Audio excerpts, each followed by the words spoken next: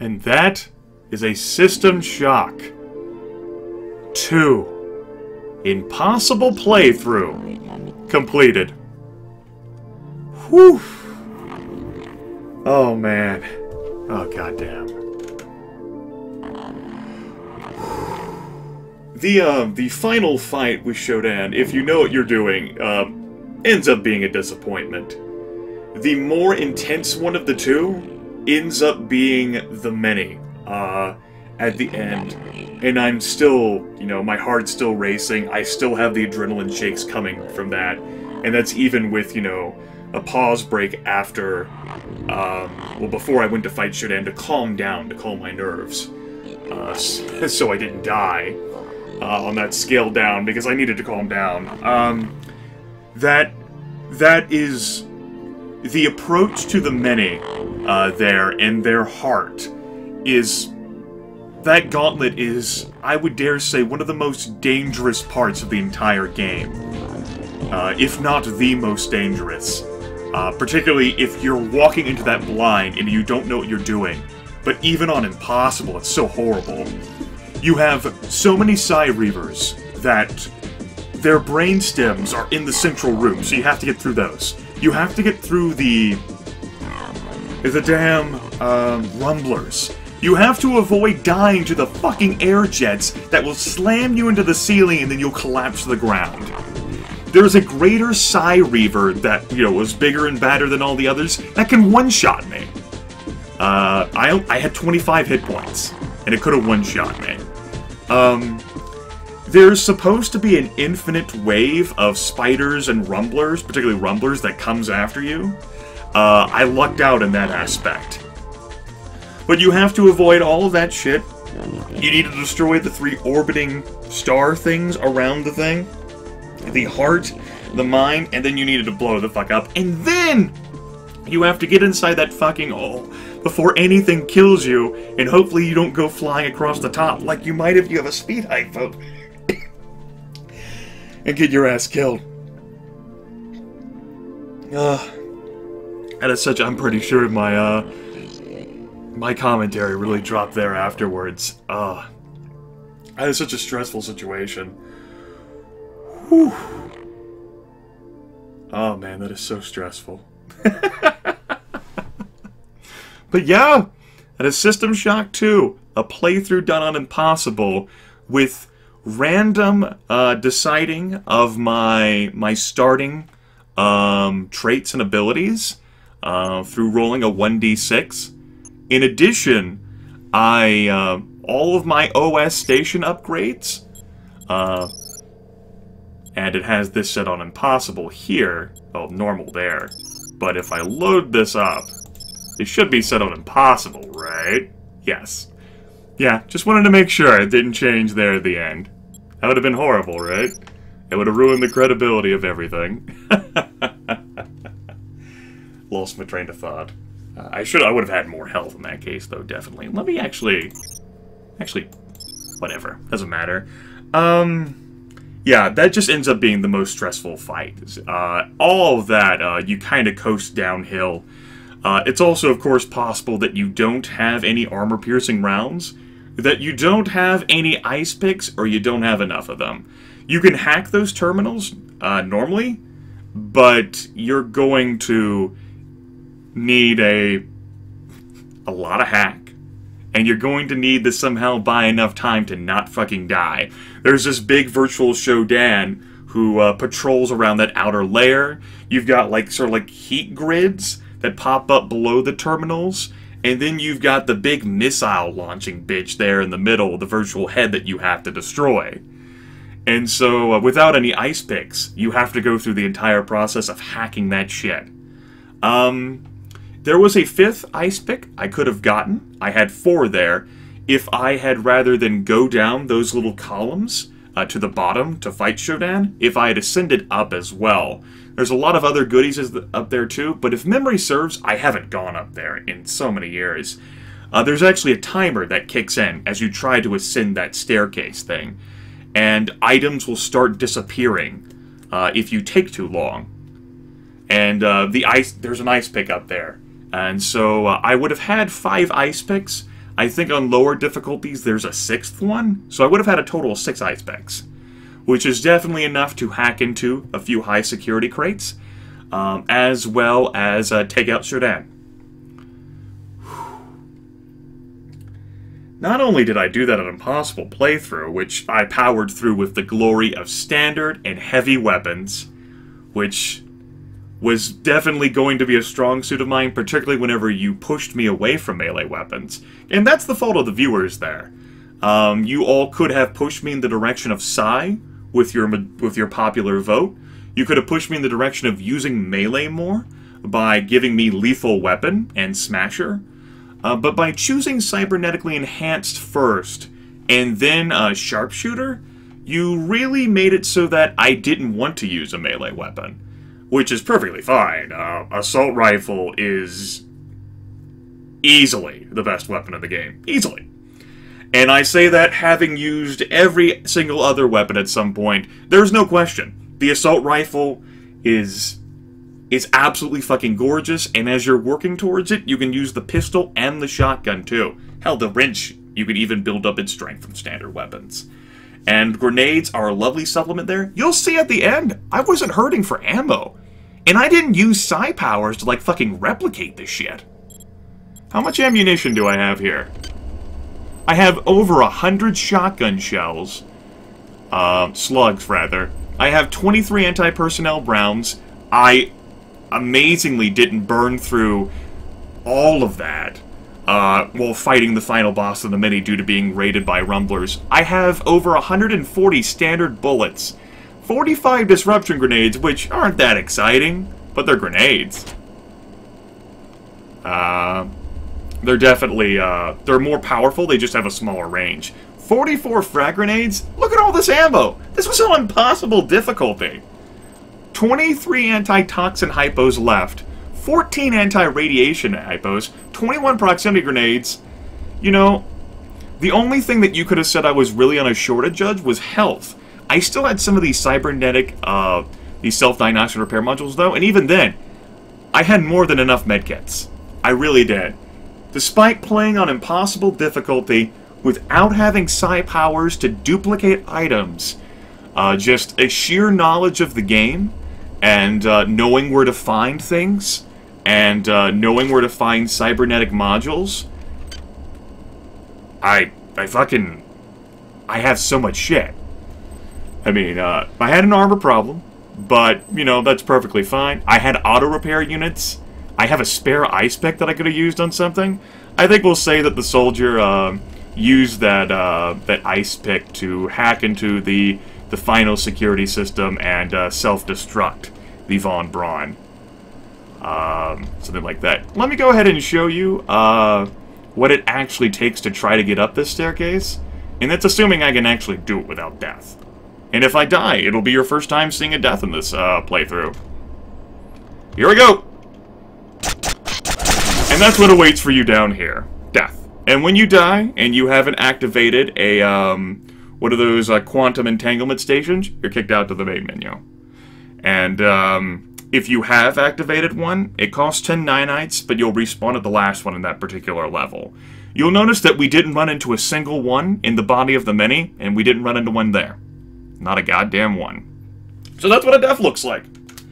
And that's the only one you're going to see, because I had resolved that I would collect the video files of every single other death I made, and I posted about this comment, and I would put it in the montage. I didn't die. I had not intended for this to be an Iron Man run. I avoided the stations because it made role-playing sense to do so, considering the horrible rumors, particularly with, you know, the crazy shit that was happening on there. I didn't die. I got insanely lucky at a few points and got to near death. 6 endurance really fucking helped there. Agility is great, and I would love to start with that at the beginning. But, you know, agility only carries you so far at the end when you're going to be taking guaranteed damage. You know, the Psy Reaver, that greater Psy Reaver, could have one-shotted me. You know, if I'd hit one of those air jets and my gauntlet approach to the fucking mind, that would have killed me. The near death that I had whenever I fell before the bridge in the Rickenbacker. You know, so many other fucking near-suicidal things I did. I didn't die. Now, for the most part, I have done First Take live commentary with this. There were a few interruptions at the beginning that angered me so much that I stopped. Towards the end here, I stopped caring because I wasn't playing a whole lot of this game. You know, it's taken me several months to finish the series. And the primary reason was because I'd always want to have the perfect moment to record this game, because it's so awesome, and because I was trying to get into a head of a character. I didn't want anything to interrupt. I had a train that approached me in this series, and it was just conveniently at the end of a particular recording video, and I stopped that. That was at the end of the first video of the session. Yeah, and I just had to come to the conclusion that I had to work things out. I'm very proud of this series. This is actually something I take great pride in. I am very happy that I went through this game on Impossible with so many stipulations. No side powers at all. The random rolling of my career path, and giving you all the popular vote to fuck me over. And you fucking could have. If you had given me spatially aware, that would have been a waste. You know, not giving me sharpshooter, it would have been harder. I would have burned through more ammunition. Not having cybernetically enhanced for the 2 implants there. Oh, the agility is so beautiful. And the strength is useful too. A lot of you voted for a pack rat the entire way through, and I intentionally did not max out my strength. Because you know, I needed to give you guys to vote for something. I joked about this in the comments of the last vote video, otherwise the world would have ended. But, despite some trolls coming into play, you all did fantastic well. People have asked me, like, what, OS station upgrades I would have chosen. Actually load through the list here. He gets to go through his whole death thing again. So, the first one I would have picked up would have definitely been Lethal Weapon. Lethal Weapon would help to save so much ammo, and it really enforces the longevity of the wrench, and it can also inspire you to get like a laser rapier, and maybe look into the crystal shard or other weapons too. The second upgrade would have been the sharpshooter one. The third upgrade would have been the cybernetically enhanced one. And then the fourth one, I probably would have picked, I would have depended on my agility in my current situation. I probably would have picked Tank. Tank would have given me, well, 30 hit points. Which is a beautiful thing on Impossible. It would have given me 30 hit points. I would have stayed away from cyber assimilation. But it did result in getting me some spare extra items that I wasn't used to. So yeah, I would have taken out cyber assimilation, and I would have put in Lethal Weapon, and I would have picked that first. Whew. I'm just excited. I'm very happy that I got this all done. And I didn't die. I did not intend for this to be an Iron Man playthrough. It was a few years since I played the game. I was playing it on Impossible, the random rolls, no Psy, allowing you all to vote for my OS station upgrades. I definitely expected to die. I got such a favorable gauntlet there at the end. I didn't run into a fucking greater Psy Reaver shot that would have one hit killed me. Whew. Definitely a lot of moments, but standard weapons and then heavy weapons, as you saw, even on possible difficulty, will really carry you through. Now, other types of run-throughs, that could be challenging. I seen a speed run of this game that was done with energy weapons only. A combination of using a laser pistol, which you can actually start with at the beginning, and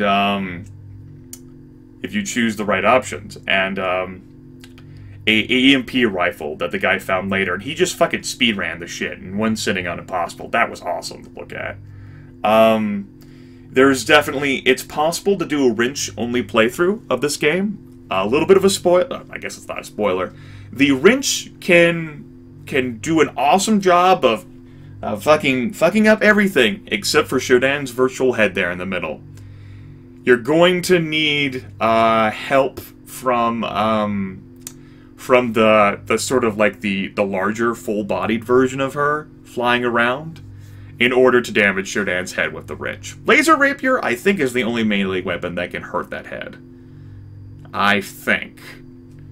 And of course, armor-piercing rounds are absolutely gorgeous, but bullets of all kinds and sizes and flavors.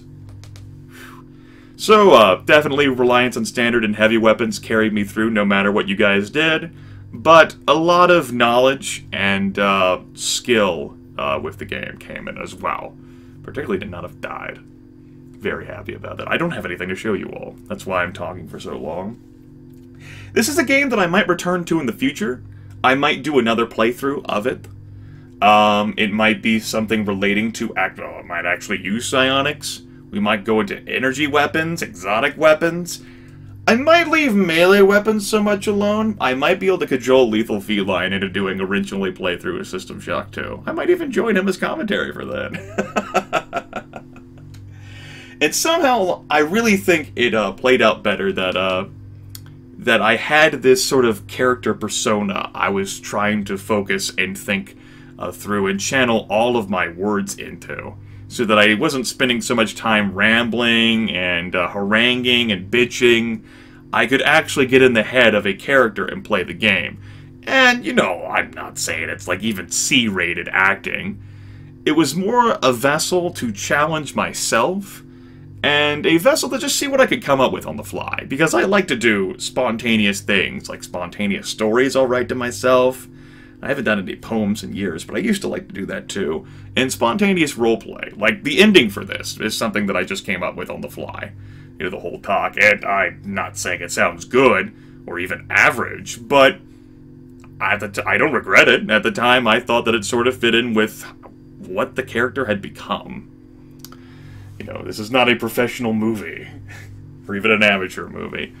It was just me challenging myself, and I think that I think I did a great job of showing the massive amount of stress, and the alcohol, and the hallucinogenics that came down on the soldier. You know, how he was so thoughtful, and, you know, concerned, and nervous, and slow at the beginning, and how his speed picked up so much as time progressed, where he was able to just wave things off. And let's be honest here, while I would like to talk and, you know, think and have a good time with some of these situations, you can't. It's not like I can fucking stop in the middle of the impossible gauntlet on the fucking mini there at the end and reflect on everything. No. No. I'm pretty sure I showed off with my weapon selection. I knew where the fucking brains were, how the hell to destroy the damn mind there, to avoid the greatest Psy Reaver. Still can't believe Rumblers didn't come to eat my face. That was great. This, easily at finish, is one of my more favorite series I've ever done. Just the whole return to playing such a great game. And playing it so well, all things considered. That could have gone better. I didn't show off everything I wanted to. Turnbull didn't pop up, and I don't have a save now where I could use to go back to her so that we could hear her log. There's a few other logs I'm sure I missed, along with some cybernetic modules. But even with the steep cost of cybernetic modules, I clearly didn't need all of them. So yeah, this is something that I might return to again in the future. One more thing, I'm surprised that so many votes came in for this final OS station upgrade. I didn't expect that much participation in it, considering, you know, how short of a time window, but there was some dedicated folks there who watched through all 12 of those videos. And then some folks who skipped ahead. It doesn't matter to me. You watch what you want to watch because you want to enjoy things, and I played this because I really wanted to, because Tiny Shopkeeper requested it, but really, I want to fucking play this game. It's awesome, and I love it. And not a single iota of this was time wasted, and I love it so much I might come back to it again, or I might cajole Lethal into doing a originally playthrough.